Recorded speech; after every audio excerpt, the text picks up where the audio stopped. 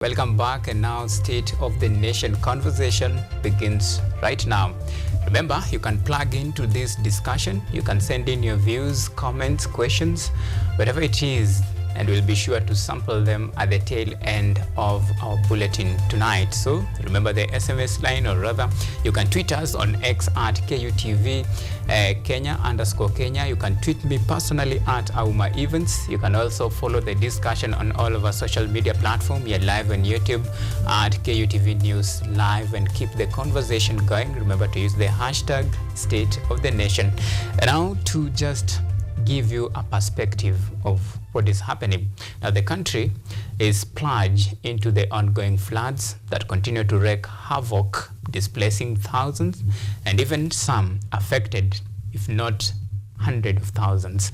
Well, in spite of this, there has been some the last minute changes in regard to school calendar. Initially, the school was supposed to have to be reopened on the 29th of April, that is on Monday yesterday, but a sudden twist of event, should I call it the last minute, thought necessitated for the postponement of school reopening for at least 1 week.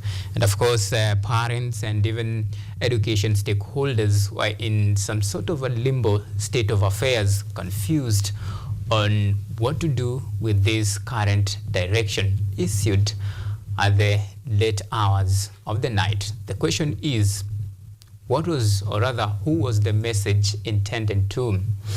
And that is the discussion that will be following keenly. And remember, the national speaker, that is Moses Wetangula, has approved a motion to at least, impeach agriculture CS, that is Mithika Linturi. And that is the discussion that we'll be having on. And of course, to help me unpack this discussion is my guest, that is Anthony Ngeru, Head of Communication and Research at UDA Party, and of course Kennedy Sankara, Youth Policy Analyst and an advocate. Gentlemen, thank you so much for making time. Thank you for having me around. All right. Hi, good evening, Evans. I hope you guys can hear me clearly. Loud and clear. Today, it's such a huge pleasure to be part of the panel this evening. All right. Well, straight away, let's start by this the latest development that has just chipped in the impeachment motion against agriculture CS Mithika Linturi, and he's facing rather many accusation, one of them being gross misconduct, some in regard to the fake fertilizer scandal that was distributed to farmers across the country, and many had been calling for his ouster. And now the National Assembly Speaker, that is Moses Wetangula, has approved his impeachment motion. And I'll begin with you, Sankara. Do you think this motion will actually, see the light of the day? President William Ruto collected politicians and rewarded them. Mm-hmm. At the end of the day, he is accountable to the people because pursuant to the provisions of Article 73, mm-hmm. A donated power to a state officer vests in the responsibility mm-hmm. in the state officer to serve the people and not to rule the people. Okay. In this case, William Ruto, who is the president, is constitutionally mandated to serve the people.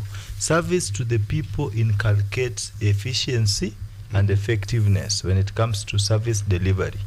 If provisions of Chapter 6 of the Constitution was something to go by, I think the UDA administration will be dissolved because everyone is corrupt as alleged. So in this case, Mithika Linturi will have to go home and is going to be used as a collateral damage and an example to the sleeping ministers, so that people get to know that when you're given a responsibility mm-hmm. to serve, it is time to dissociate from politics and embrace effective service delivery to the people. So Mithika Linturi will go home. A lot of political factors are going to play to take center stage, but above all, leadership and integrity is not a piece of paper. It is a rule of law that must be adhered to. We cannot have a minister who is conspiring, as alleged, to defraud Kenyans and disrupt economic cycle when it comes to crop growth by supplying fake fertilizers to the people. In fact, this should not end with impeachment. He should be impeached and charged with somehow, preferably capital offenses. We don't want people to misuse public offices.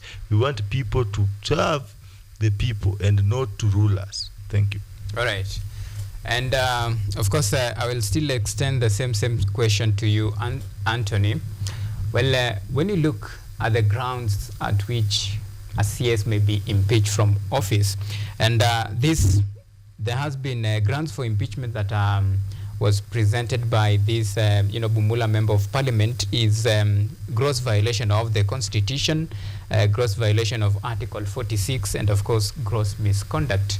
Do you think maybe these charges will see the light of the day, given the fact that we still expect, the matrix of numbers to play in the National Assembly? By large, this is a Kenya Kwanza CS, and as you know, the politics, how it plays. But do you think maybe you foresee a different outcome this time round? Maybe it's a time now that the swindle will settle for where it's actually belong, or is it just a case of hot air? Thank you so much, Evans, for that wonderful question. First of all, I have to acknowledge that it was quite sad what transpired with the substandard fertilizer and the fake fertilizer. And just like the president had mentioned earlier, everyone who is responsible will bear their own burden. And for those farmers who were affected, they will be well compensated in regards to that.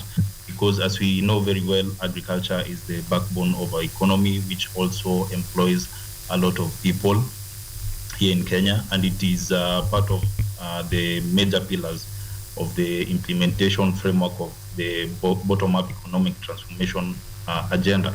And I'd say the MP of Bumula has every right as a legislator to present his case in front of the National Assembly for impeachment. And as you well know, it is a process, and the CS will also be given his opportunity to speak about the same and to defend himself. And those who are held liable to this distribution of fake fertilizer, like we had mentioned earlier, the EACC has already taken up that case, and those who were responsible of distribution of that fake and or rather substandard fertilizer will be held accountable. So for me, I see like I feel like we are on the right trajectory in terms of addressing the issue, and of course with the ongoing rains and the subsidies on fertilizer, subsidizing production rather, we are going to see an increase in output and in everything that we are anticipating. So which will also in the long run contribute to the lowering of the cost of living in Kenya. So I feel like the MP of Bumula has every right to present their case.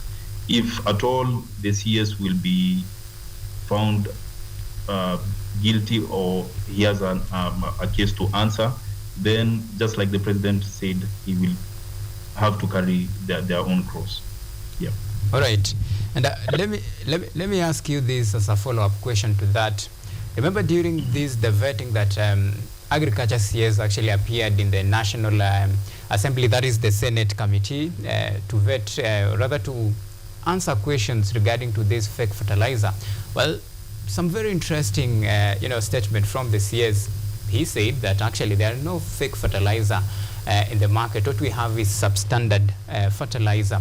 First of all, do you agree with, CS Linturi's sentiment, or do you hold another different view. And in line with that, who do you think is responsible for this fake fertilizer scandal that we have just witnessed in the country that is costing a lot of farmers? And you know, farmers continue to bear the brand of this unthinkable act, if you ask me. Yeah, for sure. The issue is farmers received fertilizer that cannot be able to sustain growth for their farm inputs, which I've said it was quite sad. And like I said, it is a matter that is under investigation. Of course, we've seen heads have begun to roll in that sector, because this is an issue that really touches on that local farmer there at the village, and they deserve best. They deserve better. And of course, based on what the CS said, everything was verified, and I would not be in a position to divulge more, because that is a report that is with the National Assembly, and after all investigation, every stone has been turned, all will be shared in the public domain. Okay, fair enough. Sankara, to you, do you think maybe at the end of the day, Kenyans who are duped will, at the end of it all, get the justice that they deserve, and of course the culprit brought to book? Because I remember that is Prime Cabinet Secretary Davadi said that head must roll, because this is something that is well known. So do you think maybe this is now a move toward the right direction? Evans, let me say something to my brother. Anthony, as an accomplished communication expert, it was my wish that you be a little bit pragmatic and realistic when it comes to your argument. I don't know where you get the information to already predict the future of harvest in the midst of flooding and fake fertilizer supply. I don't know the metrics you are going to use to arrive at this situation, because as of now we are battling floods, which to the ruling government, they told us they prayed for rains. I have questioned them, because even in the Bible, God can be spoken to. That why would they pray for rains and we end up with floods? God cannot give us what we cannot sustain. Above all said and done, we are now battling fake fertilizer. And then as a communication expert who advises this government through the ruling party, you come live on television and try to convince the already mismanaged population of the people of Kenya on how we are going to have bumper harvest with these floods. At the moment, we are talking of evacuations. We are still battling issues to do with disaster management, preparedness, mitigation, and response. That is not right of you. And I feel like you need to change on that. This is not a time to lie. This is a time to speak things the way they are. Again, on the matter of, in his argument, let me just refer to the UDA communication strategist as well. The gentleman is here not giving a comprehensive direction and even taking position as a communication expert on as to whether the mythical Inturi is he has the right to be heard. But again, what my brother here is talking about, Mr. Anthony, is trying to make this thing appear like it's a political game. Mr. Anthony, we don't have a Kenya Kwanza minister, neither do we have any other political minister. We have a servant of the Republic of Kenya. Okay. So when we take these men and women or hold them accountable, we hold them accountable on virtue of donated trust by the people. And that vests in them the responsibility to serve. All right. Yes, not their political masters. All right. And right now, it seems like we have, lost connection with Anthony, and of course, we'll be getting to him in just a short while to give him. All right, Anthony, and I want you to actually, maybe to give you a chance to respond to some of these I don't know if it's allegations, but you'll have a chance to respond to some of the sentiments that have been made by Kennedy Sankara here. So, Anthony, do you have anything to say about those remarks? Thank you so much, Evans.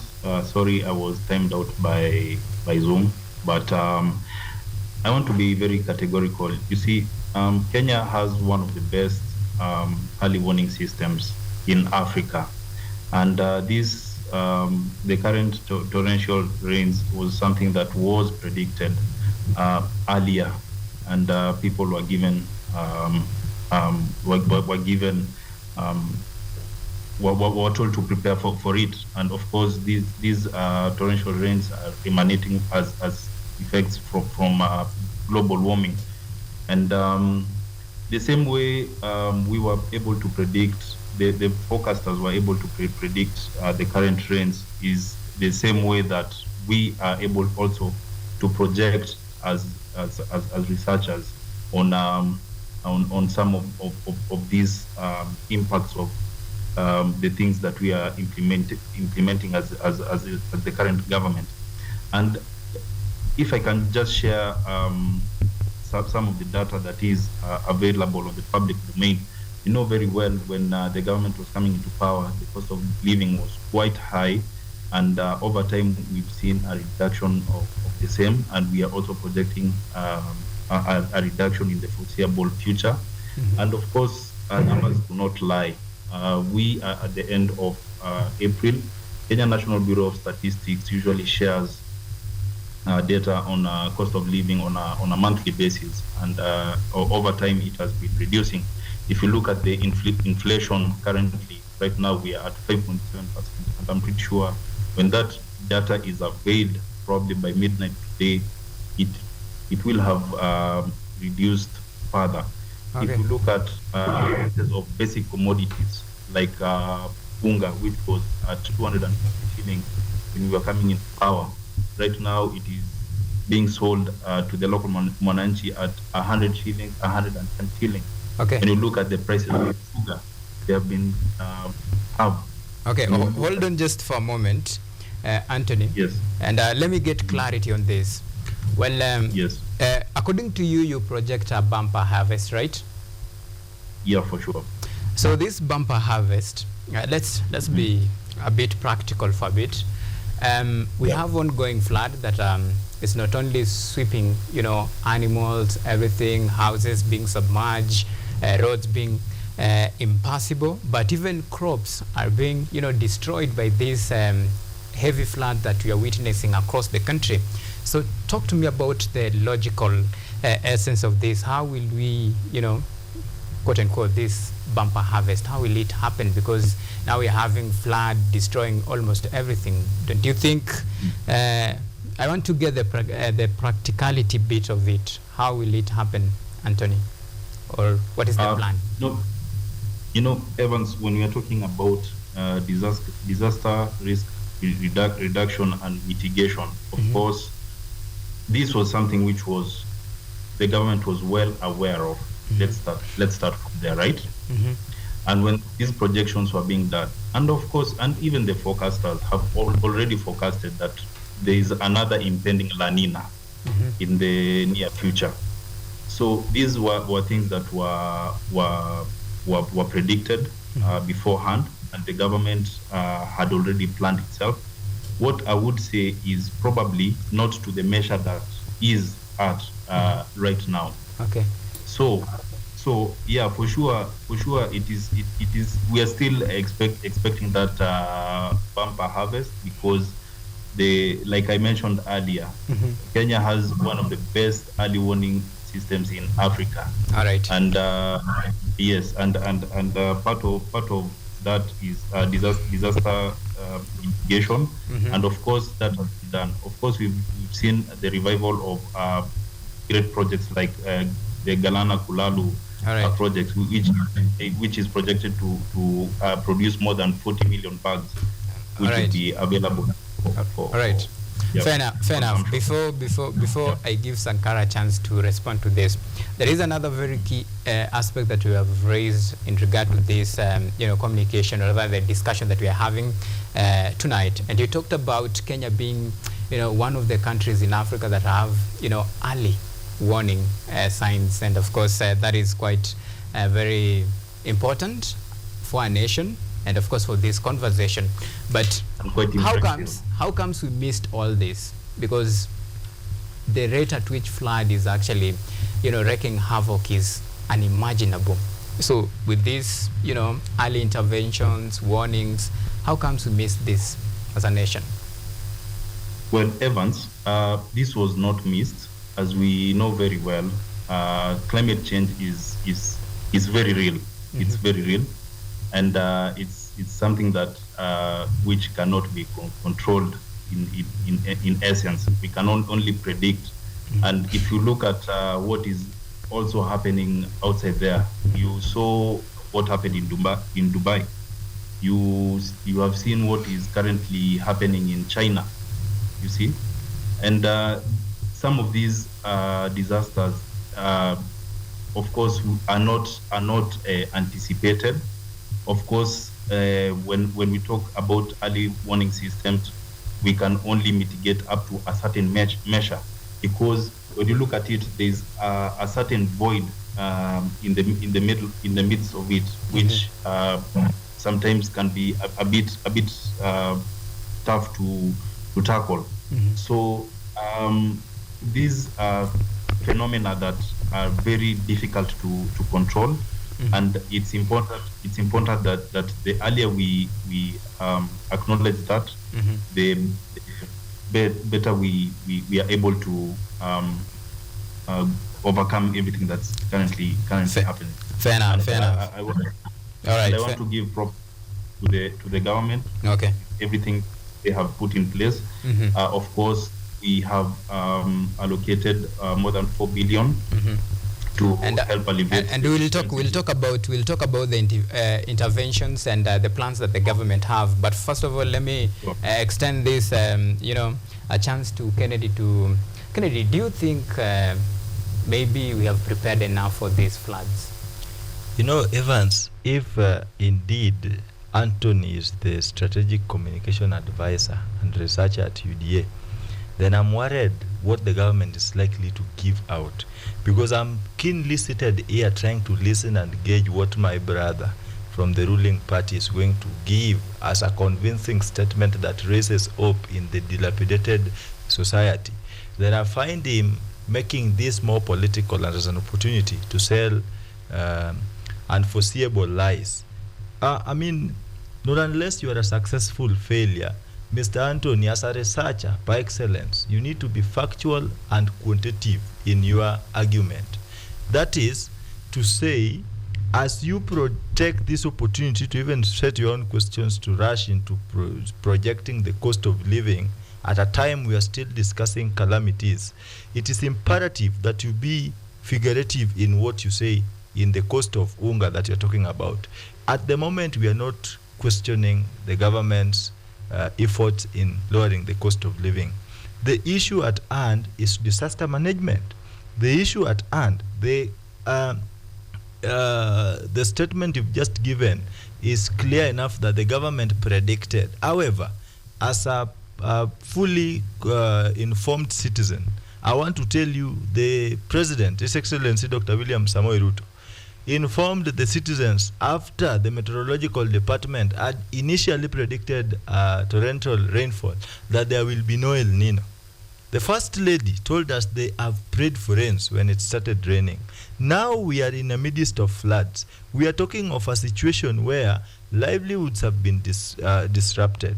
Lives have been lost, 169.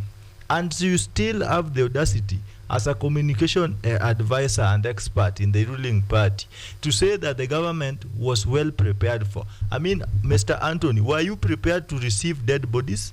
Were you prepared to see floods havoking the nation, sweeping roads, crops, livestock. So I don't know what you really mean by the word we were prepared. You are not prepared. Preparation is something that is evident, physical and verifiable. You cannot prepare when we are still battling instances of responsiveness to disaster management. You cannot prepare when we are still talking of dikes that have not been extended. We cannot prepare when we have no adequate financial allocation awaiting disaster, because in the history of this country, floods, drought, and possibly some other calamities like terrorism, profiles our national disaster challenges. So this is something that it's not an event. It is something you are saying you had prepared. It is something that we had predicted. How come it is now a challenge to prove to us that indeed you are ready? It is this time that we still find it very difficult to see focused and competent men and women on the ground saving lives very efficiently and very quickly. You are here telling us how you are prepared. My friend, I can tell you for a fact, you are not prepared. And in case you are prepared, then you are prepared to manifest the highest level of incompetency in the midst of a pandemic, in the midst of a calamity, and a natural disaster like this, like these floods. Because if you are prepared, this same rainfall that we are talking about, which is in excess of floods, is the same disaster management risk that we are going to have in the near future, where we are going to have drought. I thought, as a communication expert, in your argument, you are going to tell us how the government had prepared expanded dams, which you will not talk about because the money for dams were looted. The dams have been dug, Evans. The dams were there ready to receive the excess water, store it for future consumption. Let's hear from Anthony, even as because we are running out of time, and Anthony, even as you respond to Sankara's argument here, and there is still another very important aspect that I would want you to join with it. I'm talking about now the communication that were made by the Ministry of Education in regard to postponement of the reopening of the schools that was supposed to happen yesterday, but the communication came on Sunday at around 1 a.m. if I'm right. And of course, there has been some sort of reaction in regard to that circular that was released by the Ministry of Education, communicating to school heads that the reopening of school will be postponed for at least 1 week. Well, I'm very interested with the timing. Don't you think the timing is a little bit interesting, Mr. Anthony? Based on what the meteorological department has shared, the torrential rains are scheduled to decrease in the beginning of May.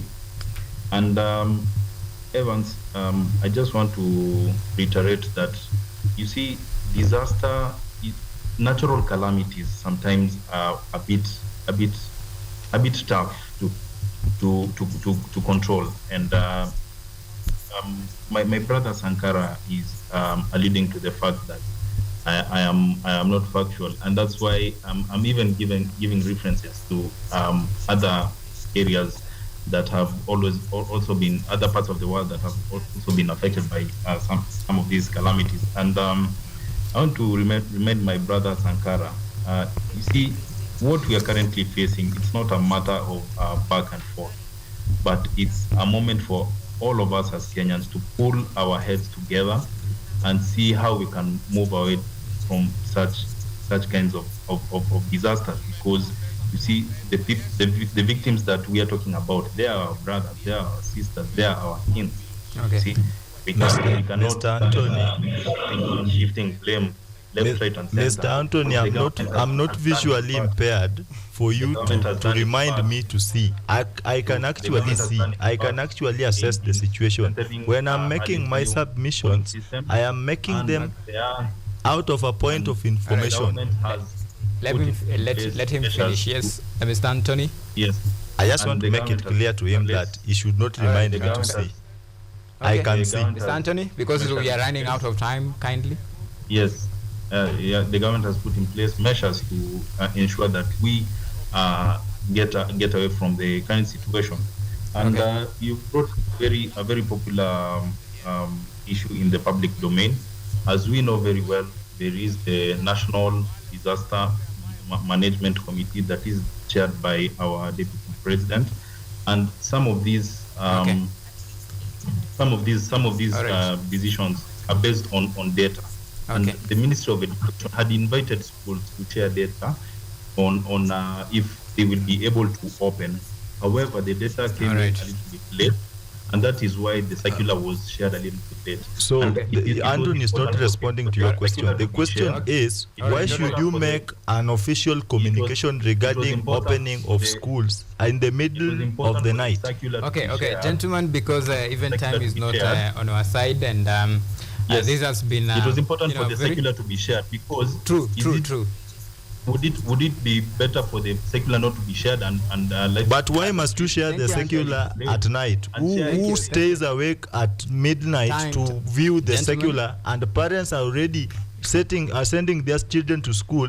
You wake No, up in the better- midst better of the than night, never. you make a The communication, number then you of want us nights to that believe were that saved communication by that was right. secular being shared. Mr. All right, all right. Anthony, For more I than- question your credibility as Gentlemen, a gentlemen, communication thank you. expert. Gentlemen, thank you so much. Time is not on Thank side. you so We much, really Evans. like to actually, have this discussion, and time is really not on our side. I'd like to thank you all for your very, input on this very important discussion that we are having regarding the state of the nation, where we talk about matters affecting we, the common citizens.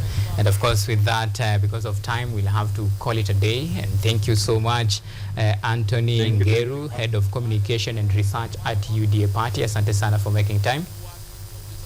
Asante sana. And Kennedy Sankara, Youth Policy and Analyst, and of course at the same time Advocate. Asante sana for making time. Thank you. On Tuesday, Umatha Karua Foundation and myself will be in Madare responding to the flood victims amicably, not the Invite stories us. that the All right. government's Invite us. propagandists like Mr. Anthony is Okay, bringing on thank board. you. Thank you. All right. Occasion.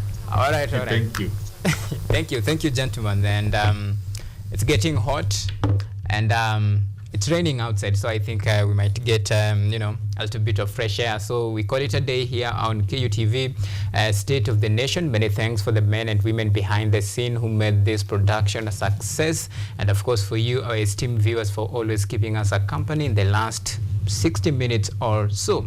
My good name is Auma Evans. Lucy Kiare has been our sign language interpreter tonight. Until next time, do have a lovely night, and God bless Kenya.